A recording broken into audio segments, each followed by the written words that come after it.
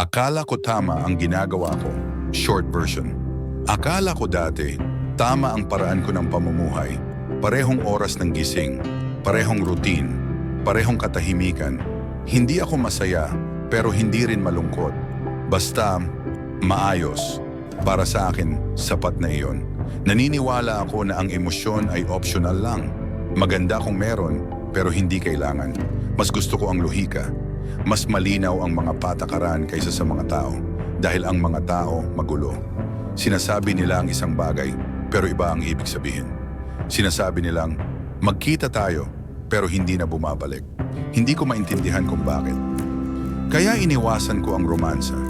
Mukha kasi itong isang larong palaging nagbabago ang mga patakaran.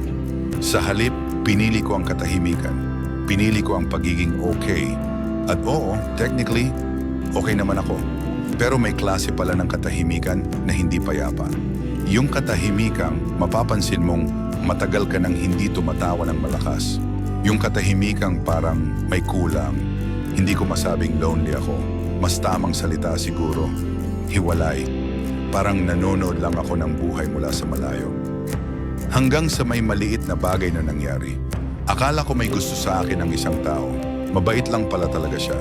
Inulit-ulit ko ang eksena sa isip ko hanggang sa napagtanto ko. Hindi ko talaga alam ang ginagawa ko.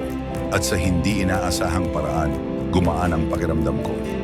Dahil kung hindi ko alam, baka hindi ako sira, baka wala lang akong natutunan. Doon ko napansin na ang buhay ay hindi checklist. Ang emosyon ay hindi problema na kailangang ayusin, kundi karanasan na kailangang maramdaman.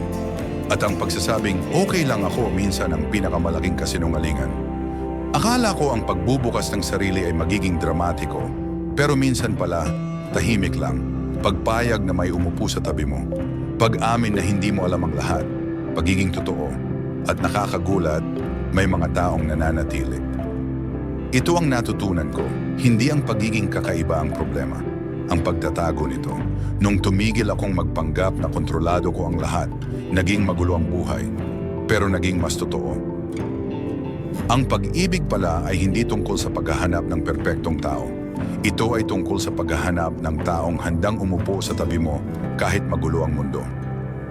Kung pakiramdam mo ginagawa mo ang lahat ng tama pero may kulang pa rin, hindi ka nag-iisa. Minsan ang tanging paraan para mabuhay ay ang buksan ng puso mo kahit hindi mo alam kung paano. Salamat sa panonood. Kung nagustuhan mo ang video na to, huwag kalimutang mag-like, mag-subscribe at i-share. Kita-kits sa susunod.